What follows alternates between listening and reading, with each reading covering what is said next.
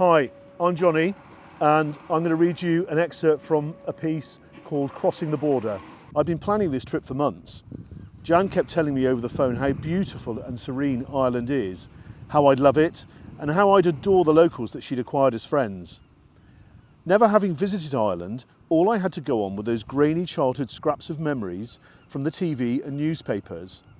Ireland had always been a place of murder, mayhem, and maiming for me. Serenity and beauty had never been my idea of Ireland's reality. Perhaps Alain de Botton is right when he suggests that the reality of travel is not what we anticipate. What Jan was suggesting simply didn't fit with what I'd seen and believed. I was wrong. Approaching the border, our small talk centred around small things. How much cheaper a weekly grocery shop is in the UK, and how everyone from the Republic bought their petrol in the north.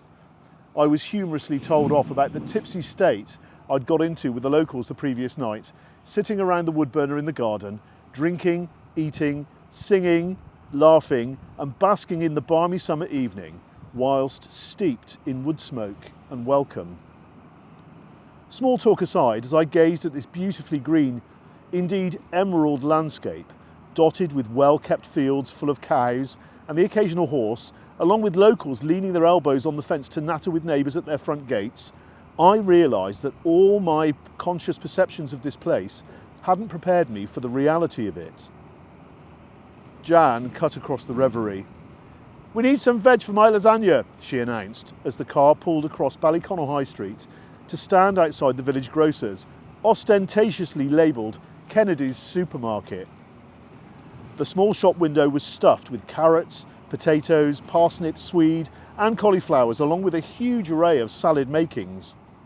The garrulous, flat-capped proprietor, smiling through his rumpled, weather-worn face, waved his good morning to Jan whilst leaning nonchalantly on a veg box by the front door.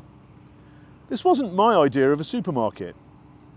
A deep sense of pervasive conviviality and calm exuded from this winding, quiet, yet bustling high street. Not what I'd expected. Images from my youth. Bombs exploding, bloodied shoppers, black masked IRA fighters parading their hatred of the British, along with squaddies sullenly patrolling the lanes and checkpoints, hadn't prepared me for the sense of serenity that this place exudes. Country roads meandered us from the relative bustle of Ballyconnell through pristine villages that convey a sense of the deepest peace and settled calm. Whitewashed cottages with window boxes bursting with colour nestled on the roadsides and gifted me with aromas of lavender, honeysuckle and fresh cut lawns. Passing along the N87 and heading north through the sleepy hamlet of Swanlinbar, we left behind its postcard cottages, its tiny village store presenting a vast array of seasonal veg for sale, and the inevitable squat granite church. Thank you.